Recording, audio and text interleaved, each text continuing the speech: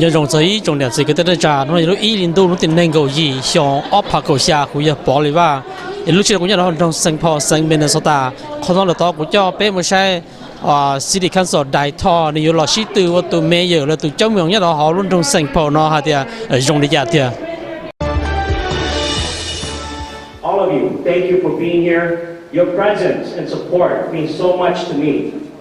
But I also know that you didn't come here to see Dai Thao. I believe you came today because you also believe that our diversity is our strength.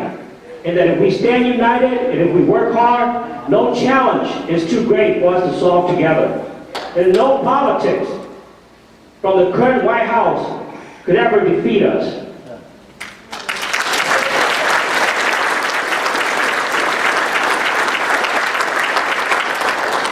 I believe you came because you've been searching for a place, a home, where your voice could be heard and valued. I believe you came today because deep down inside, you know, even though we have different history, we share a common destiny. We're all heading in the same direction, one that is centered around a shared dream that we all deserve and want a better life in America.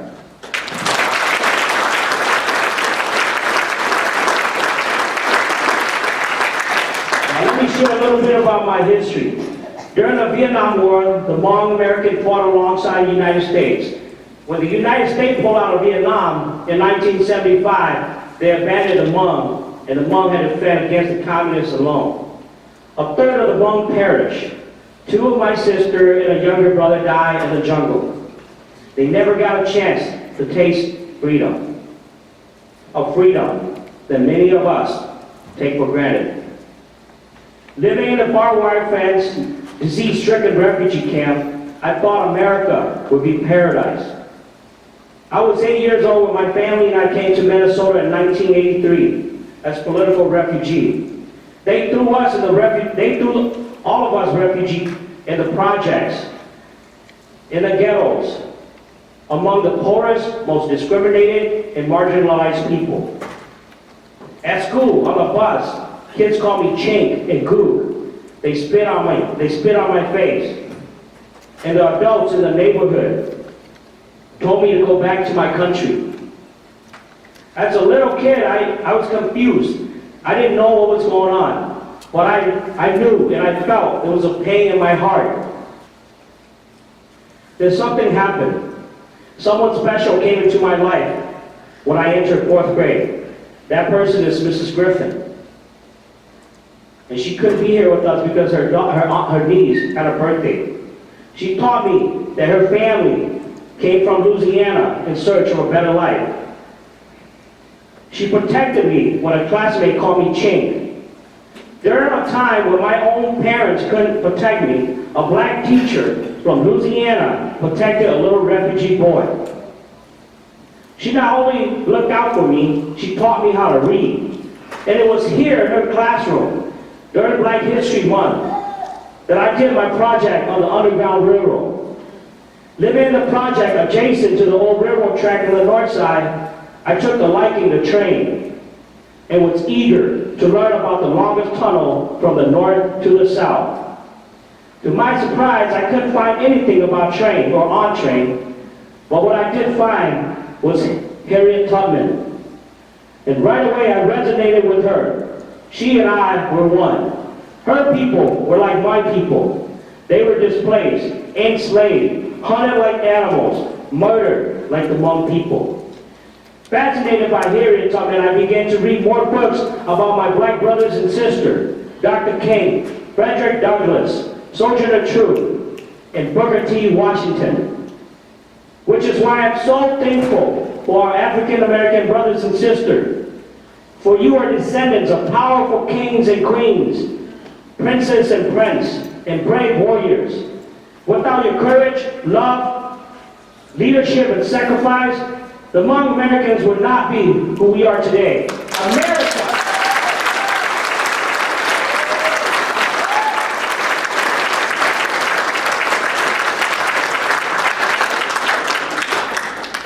America would not be the America today. So thank you, Mrs. Griffin. Thank you so much for investing in me. Thank you to all the great teachers for protecting us, educating us, and inspiring us.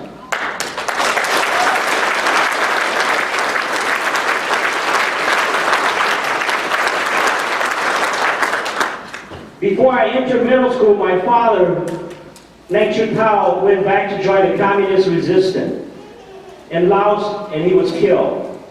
My mother raised the rest of us in the public housing. We struggled to survive on welfare.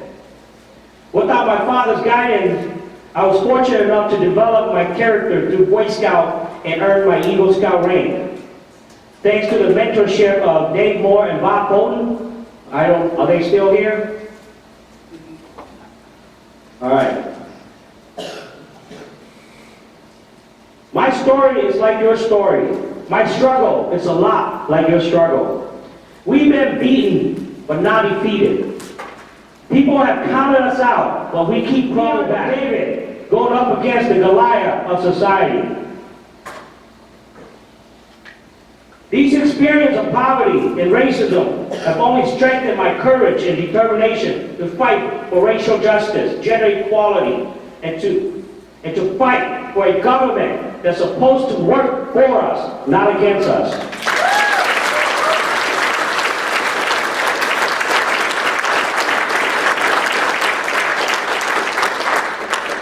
My friends, we are living in a dangerous time. Donald Trump and the Republicans have waged a war against our women, the environment, students, immigrants, refugees, seniors, veterans, children, working class American people, people of color, the disabled, Muslim, gays, teachers, workers, and small business owners. He has waged a war against people that look like you and I in this room.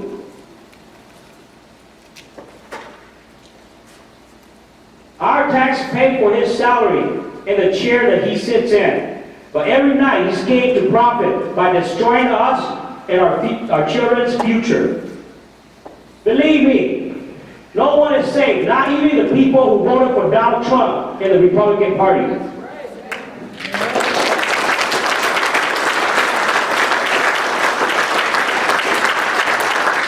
Now the Republican has been chipping away the political power of people in Minnesota, in America, because we are diverse.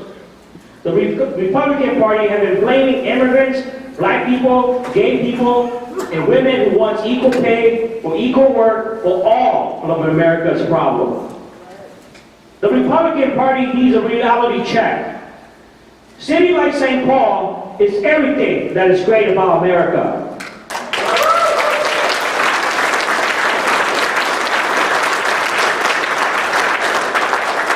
St. Paul is what is best about Minnesota. We don't live in the past.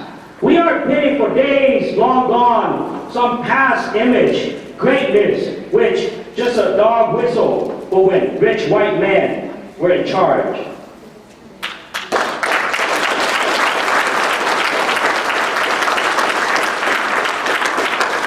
My friends, we progressive Democrats, we see the world as it really is today and are creating a future that we want to live in tomorrow. St. Paul with Minneapolis, the economic, creative, job-creating, technology heart of the state.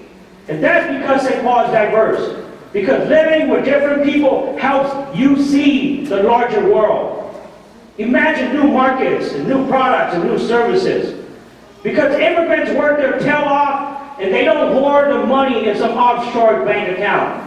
They circulate their money in the community, in their family, and they invest in businesses, and they create more wealth and more opportunity for everybody.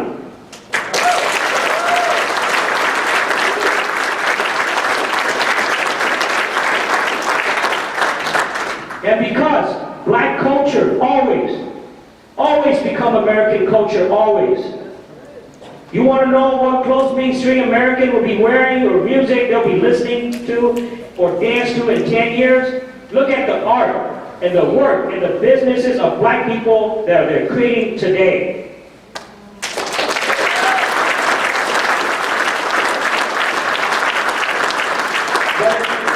But instead of being treated like the heart of our country, circulating blood, making this country thrive, we are treated like tumor that needs to be contained. I'm tired of it. Are you? I'm proud to be an immigrant. I'm proud to be an American. I'm proud to live in St. Paul. I'm proud to have black neighbors, Somali neighbors, Oromo neighbors, Vietnamese neighbors, Latino neighbors, Ethiopian neighbors, Salvadoran neighbors, German neighbors, Irish neighbors, Norwegian neighbors, Slavic neighbors, Ojibwe and Dakota neighbors.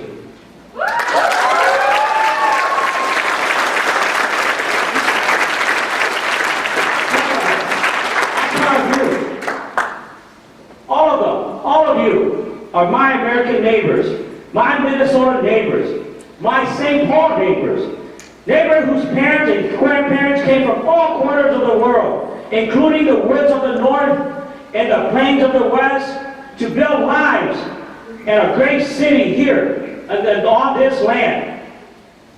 Now, you all remember, I stood up against Donald Trump's hate and bigotry when he campaigned to ban Muslims from entering the United States. And I passed a resolution to ban Donald Trump from St. Paul.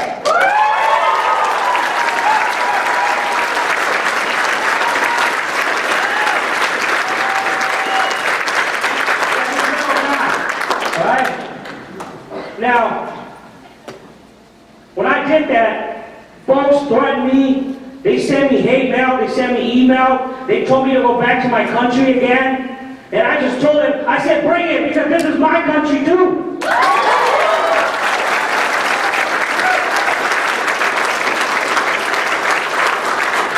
Nobody's going to be pushing me around. Nobody's going to be pushing you around. Nobody's going to be pushing this city around.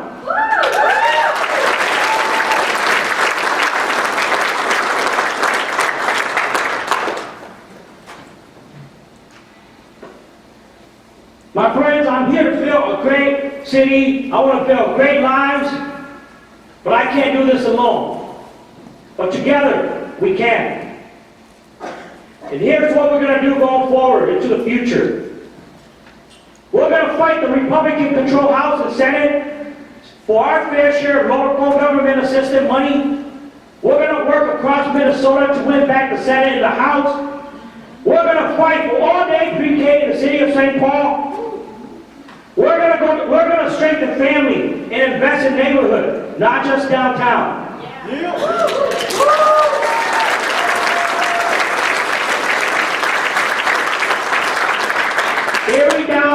Every dollar that we put into downtown, we have to match that in the neighborhoods. That's right.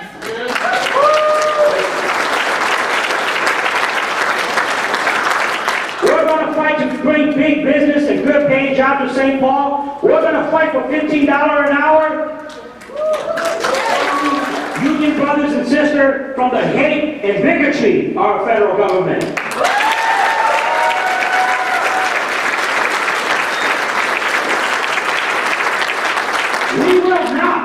We will not be paralyzed by our fear and uncertainty. Instead, we will bask in the opportunity and the hard work that's to come before us. Now let us unite across race and culture. Let us unite across neighborhood and income. Let us fight for each other's dreams. Are you ready to join me in this fight? Yes!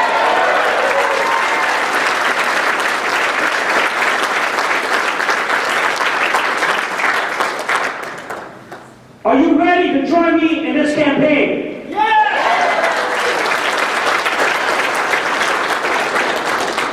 Are you going to join me in achieving progress for all? Yes! Fired up? Fired up? Ready to go! Fired up? Ready to go! Fired up? Ready to go! Fired up? Ready to go! Thank you so much. Now let's roll our sleeve and organize. Thank you.